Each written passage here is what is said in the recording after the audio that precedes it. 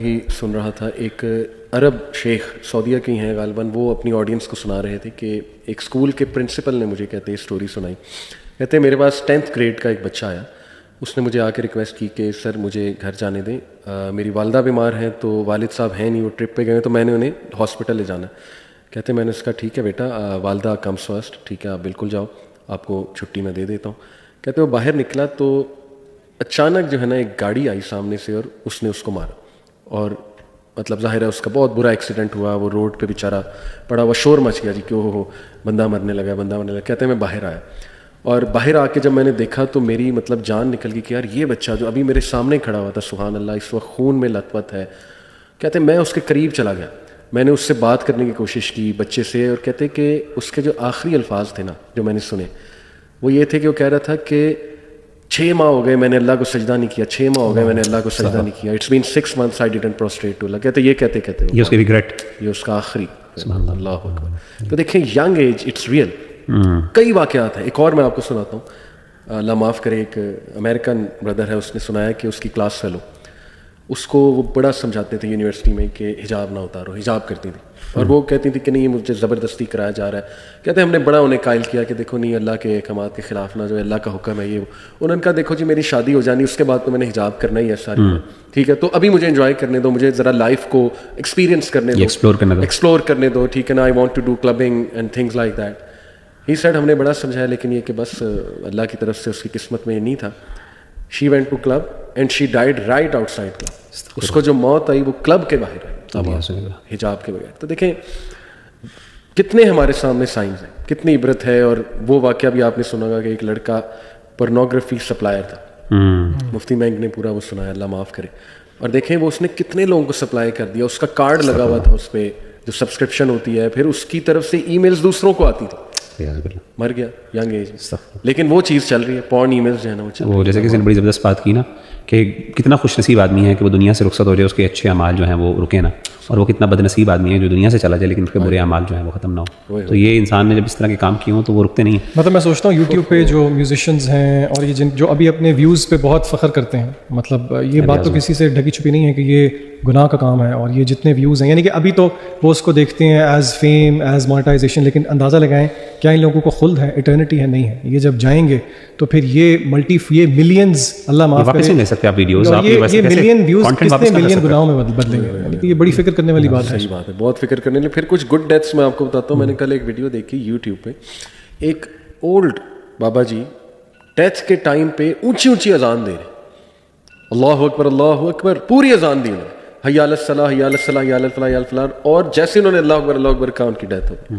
یعنی میرے خیال میں وہ ہوں گے جو اذان دیتے ہوں گے مساجد میں، ان کو شوق ہوگا. تو دیکھیں انکانشیسلی وہی چیز جو ہے وہ سامنے ہے، سبحان اللہ. پھر میں دیکھ رہا تھا کہ ایک سٹوری وہ بھی ایک شیخ نے سنائی کہ ایک بچہ تھا، اس کو قرآن حافظ تھا. اس کو نا امام مسجد نے کہا کہ بیٹے ماشاء اللہ تمہاری اب قرأت بھی بہت اچھی ہو گئی اور یہ کہ تمہارا قرآن بھی بڑا اچھا ہے، تو تم صبح فجر کی نماز کراؤ گے. کہتے وہ گھر آیا اتنا خوش، اپنے والد کو بتایا کہ ابو صبح میں نے فجر کی نماز کرانی. والد بھی بڑا خوش، ماشاء اللہ بیٹا یہ تو میری خواہش تھی. اور فجر کی نماز پہ والد اس بچے کو اٹھانے گیا کہ وہ بڑا خوش ہے، چلو اب ٹائم ہو گیا، بچہ فوت. یعنی جو لاسٹ اس کی انٹینشن تھی یہ خوشی تھی کہ میں نے جی فجر کی جماعت جو ہے نا وہ کرانی. سبحان اللہ. تو yes there are stories of good deaths. تو آپ کو میں چاہوں گا اگر آپ کے سامنے کوئی ایسی اسلاف کی لائف سے ہیونگ اے گڈ اینڈ یا کوئی عبرت ناک ایسی چیز، تاکہ ظاہر ہے اس سے بڑی موٹیویشن ملتی ہے، تو آپ بھی ضرور جو ہے وہ اس میں ایڈ کیجیے. ٹائم لے لیں. مجھے جو ایک اسٹوری پتہ ہے وہ نہر پہ لاہور میں ایکسیڈنٹ ایک ہوا تھا، تو کسی نے نریٹ کی تھی کہ بائک پہ 3 دوست جا رہے تھے. تب نہر پہ جو نہر کی دوسری والی سائڈ ہے لیفٹ سائڈ پہ تو کافی وہ کھائی سی ہوتی تھی جو گراؤنڈ ابھی بھی ایسی ہے. وہ 3 دوست جا رہے تھے، کہیں غالباً اوور اسپیڈنگ کر رہے تھے، اور اگر بائک پہ جا رہے تھے اور دوست تھے تو غالباً وہ ارلی ٹینز میں ہوں گے یا 20s میں ہوں گے. اگین ڈیفائنگ دا پوائنٹ کہ جی ڈیتھ لیٹ آئے گی جب ہم بوڑھے ہوں گے، نہیں وقت دیکھ کے نہیں آتی ڈیتھ. صحیح. تو بائک ان کی کہیں اس کھائی میں گری، وہ گرے، اور ان میں سے جو ایک تھا وہ بچ گیا، اس کی ٹانگیں ٹوٹ گئیں، باقی 2 کی ڈیتھ ہو گئی. اور جو ایک بچ گیا اس کا ریگریٹ ابھی تک یہ ہے کہ جو آخری الفاظ تھے ان دونوں دوستوں کے، وہ جو بہن کی گالی ہوتی ہے وہ ان کے منہ سے نکلے.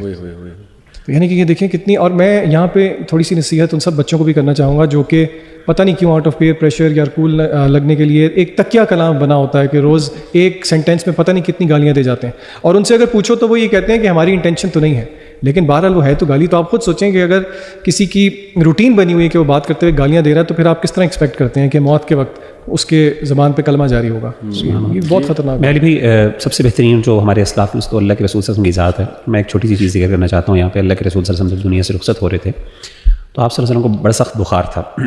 تو سیدنا عبداللہ بن مسعود رضی اللہ تعالیٰ عنہ غالباً یہ صحابی ہیں تو فرماتے ہیں کہ آپ کے پاس تشریف لائے اور آپ کو کہا انک لتوعک وعکا شدیدا کہ اللہ کے رسول صلی اللہ علیہ وسلم آپ کو تو بہت سخت بخار ہے. اور آپ صلی اللہ علیہ وسلم نے فرمایا کہ ایسے ہی عبداللہ اور جتنا تم میں سے ایک بندے کو بخار چڑھتا ہے مجھے دگنا چڑھتا. تو یعنی مجھ پہ جو تکلیفیں آتی ہیں وہ تم میں سے عام بندہ اس کو شاید جھیل نہیں سکتا, وہ ڈبل آتی ہیں اس سے. تو بہرحال تو اللہ کے رسول نے پھر خود ہی پوچھا کہ تمہیں پتہ ہے کہ کس وجہ سے ایسا ہے؟ تو انہوں نے کہا کہ اللہ کے رسول اس لیے تاکہ کیونکہ آپ کا مرتبہ بھی بلند ہے. صحیح.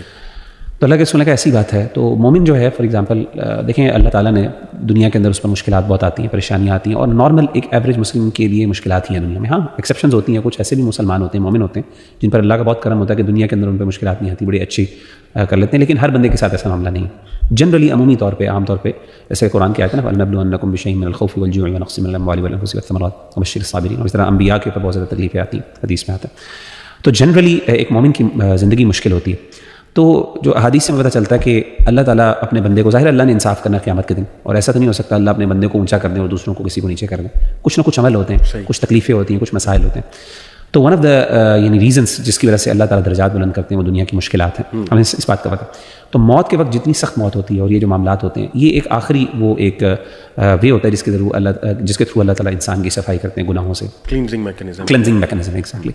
تو نبی صلی اللہ علیہ وآلہ وسلم کے اللہ تعالیٰ نے جب آپ کے گناہ صاف ہو جاتے ہیں تو پھر آپ کے درجات بلند ہوتے ہیں. اللہ کے رسول صلی اللہ علیہ وسلم کے تو درجات بلند ہونے تھے اور آپ کے بہت درجات بلند ہوئے, اسی لیے آپ نے رفیق الاعلیٰ جو ہے ان کے ساتھ آپ کو شامل کیا گیا اور آپ نے اس کو چوز کیا.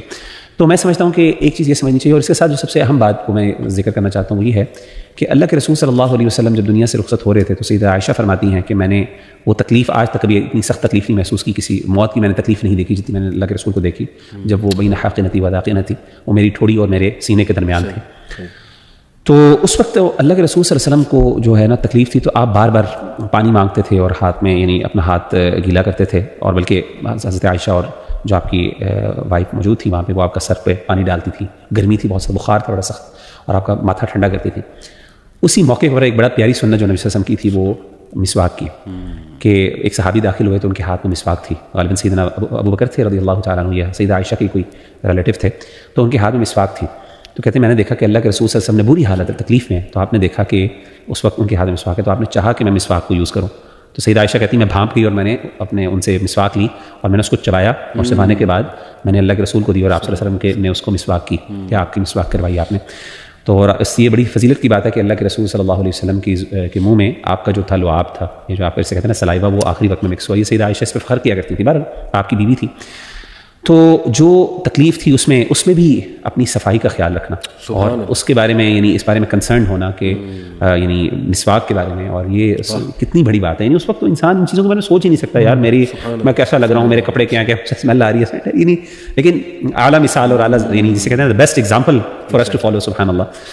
تو آخری چیز میں یہ کہوں گا کہ انشاءاللہ کہ اللہ کے رسول صلی اللہ علیہ وسلم کی جو یہ ایک اور حدیث ہے کہ اللہ تعالیٰ اپنے بندے پسند نہیں کرتا کہ ایک بندے کو, ایک مومن بندے کو موت آئے. جیسے کہ حدیث ہے, یہ صحیح بخاری کی حدیث ہے.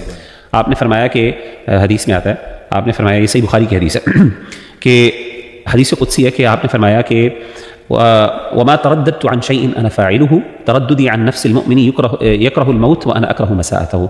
کہ مجھے سب سے زیادہ اللہ تعالیٰ کو کسی بات پہ تردد نہیں ہوتی, ہیزیٹیشن نہیں ہوتی. یعنی امیجن کریں کہ اللہ کو ہیزیٹیشن, تصور نہیں کسی بات کا, اللہ کو کیسی ہیزیٹیشن ہو سکتی ہے. تو نبی صلی اللہ علیہ وسلم نے فرمایا کہ اللہ کو کسی بات پہ ہیزیٹیشن نہیں ہوتی, صرف ایک بات پر ہوتی ہے, اور اللہ نے خود بیان کیا وہ اس بات پہ ہوتی ہے کہ جب میرے بندے ایک بندے مومن کی جان لینے لگتے ہیں اللہ, کیونکہ اس بندے کو, میرے بندے مومن کو یہ چیز ناپسند, اس کو یہ اچھا نہیں لگتا کہ اس کی جان جائے اس دنیا سے, لیکن اللہ کو یہ پسند نہیں ہوتی اور اللہ اس پہ ہیزیٹنٹ فیل کرتے ہیں. لیکن چونکہ اللہ نے ایک تقدیر اپنی فیصلہ کیا ہے تو انسان کی جان آ جاتی ہے. اللہ کی رحمت دیکھیں, اللہ کا کرم دیکھیں, محبت ٹپک رہی ہے اس حدیث سے, تو سبحان اللہ. لیکن کچھ ہیں چیزیں جو اللہ نے ول کی ہوئی ہیں, ظاہر ہے وہ نظام کو آپ نہیں کر سکتے آگے پیچھے. بالکل ایسے ہی. اچھا, میں آپ لوگوں کو, مجھے یاد آ گیا کہ عرب ڈاکٹر آئی سی یو میں ہوتے تھے, بڑے فیمس ڈاکٹر, انہوں نے اپنا قصہ سنایا کہ لاکھوں تو نہیں خیر ہزاروں پیشنٹس کو دیکھا. جی بالکل, میں نے بھی ڈیتھ ہوتے. انہوں نے کہا جی کہ نا میں نوٹ کیا کہ آئی سی یو میں نا گانے لگے ہیں, ایک فلانی عرب سنگر کے, فیمیل سنگر. کہتے میں بڑا غصے ہوا کہ بھائی سورہ رحمان لگاؤ, کچھ صورت لگاؤ, یہ کیا تم. کہتے ایک پیشنٹ کی فرمائش پہ جو ہے نا ہم نے لگایا. کہتے میں بڑا غصہ میں نے کہا نہیں بدلو, سورہ رحمان لگائی. کہتے وہ پیشنٹ غصے ہو گیا مومنٹس بیفور ڈیتھ, اس نے کہا مجھے یہ چیز سمجھ نہیں لگ رہی, نہ یہ مجھے چیز ڈائجسٹ ہو رہی ہے, مجھے سکون مل رہا ہے اس کی آواز میں, میرے لیے وہ لگا دو. اور کہتے ہیں کہ میں وٹنس کیا کہ مجبوراً اب وہ لگانا پڑا, جب وہ لگایا تو اس کی ڈیتھ ہو گئی. اور مومنٹس بیفور وہ مطلب قرآن کو چھوڑ کے ناپسندیدگی, ایک ہوتا ہے کہ ویسے ہی بندہ گناہ پڑا ہو, ایک ہوتا ہے ناپسندیدگی, یعنی آپ کو اچھا نہیں لگے وہ چیز, آپ اس کو ناپسند کریں گے. بالکل ایسی ہے. تو اچھا میں آپ لوگوں کے ساتھ بڑا انٹرسٹنگ نا کچھ ریگریٹس شیئر کرتا ہوں. یہ ایک ریسرچ ہے کہ 9 most common regrets people have before dying, اور یہ گوروں کے بھی مطلب پوری انہوں نے سیمپل سائز بہت بڑا تھا اس میں different culture. Number 1, they wish they had been more loving to the people who matter the most, یعنی فیملی کے حوالے سے ریگریٹ, کاش میں ان کو زیادہ ٹائم دیتا, زیادہ محبت کرتا. They wish they had been a better spouse, parent اور چائلڈ. سبحان اللہ کہ کاش میں بہتر ہوتا ہے کوئی relationship. They wish they had not spend so much time working, کہ میں اتنا زیادہ گدھے کی طرح کام نہ کیا ہوتا اور ذرا productive. They wish they had taken more risk, یہ بیسکلی یہ ہے کہ میں یہ کرتا تو شاید میری لائف بہتر ہوتی. Anyway they wish they had been happier and enjoyed life more. Number 6, they wish they had lived their dream. Number 7, they wish they had taken better care of themselves, صحت کا خیال رکھتے, اپنی time کا خیال رکھتے. They wish they had done more for others. اب دیکھیں کہ ایک نیچرل ڈیزائر ہے اللہ نے ہمارے اندر ڈالا ہے دوسروں کے کام آنا. They wish they had chosen more meaningful work. اب دیکھیں آج آ کے سارے اسلام کے احکامات ہیں نا, قرآن میں بھی اللہ یہی ریگریٹس بتاتے ہیں, بلکہ کچھ ریگریٹس میں چاہوں گا آپ لوگ ڈسکس کریں موت کے موقع پہ جو قرآنک وہ اللہ سبحانہ تعالیٰ نے بتائیں کہ کیا ان کے ریگریٹس ہوں گے. ایک تو یہ نا جی کہ کاش مجھے تھوڑا سا ٹائم مل جائے تو میں واپس جاؤں. سورہ منافقون کے اینڈ پہ آتا نا لولا اخرتنی الی اجل قریب فاصدق واکن من الصالحین, صدقے کے بارے میں ریگریٹ یعنی کہ وہ ریگریٹ کرے گا کہ اللہ مجھے تھوڑا سا موقع دے دے, میں صدقہ کر دوں اور میں نیکوں میں سے ہو جاؤں. لیکن مال کے بارے میں ریگریٹ ہوگا. دوسری بات ہے اچھے اعمال کے بارے میں ریگریٹ ہوگا. تیسری بات ہے کہ میں نے جو دین کے بارے میں جو لوگوں کو گمراہ کیا ہے, جیسے تھا نا وہ قرآن میں ہے کہ ولو ترى الظالمون في غمرات الموت والملائكة باسطوا أيديهم أخرجوا أنفسكم اليوم تجزون عذاب الهون بما كنتم تقولون على الله غير الحق وكنتم عن آياته تستكبرون. اللہ تعالیٰ کی آیات کو سننے کے بعد تکبر کرنا, ایروگنس دکھانا, اس کے بارے میں بہت ریگریٹ ہوگا. تو یہ 3 بڑے ریگریٹس قرآن مجید نے ذکر کیے ہیں. اور صدقے کے بارے میں خاص طور پہ مال کے بارے میں سب سے زیادہ ریگریٹ ہوگا. اور میں سمجھتا ہوں کہ یار یہ مال جو ہے نا اللہ معاف کرے سب سے زیادہ مجھے علی بھائی پچھلے دنوں ایک وہ آپ نے شاید دیکھی ہوگی نیوز, ایک میں نے دیکھی, ایک بندہ ایک پراپرٹی ڈیلر کے حوالے سے, سبحان اللہ وہ جنازہ اس کا جا رہا تھا تو نیچے خبر آئی ہوئی تھی, بلکہ اس پہ شاید ویڈیو میں نے دیکھی مجھے یاد نہیں ہے, لوگ ارد گرد جمع ہو گئے تھے اور لوگ کہتے ہیں کہ ہم نے اس کا جنازہ نہیں جانے دینا جب تک کیونکہ ہمارے پیسے اس نے کھائے ہیں. یعنی آپ امیجن کریں کہ وہ سارے لوگ جو ہیں اللہ معاف کرے علیہ باللہ وہ اس کے ارد گرد اس کے جنازے کو, اور وہ یعنی literally they were willing to actually یعنی وہ اس جنازے کی بے حرمتی کرنے پر آئے ہوئے تھے.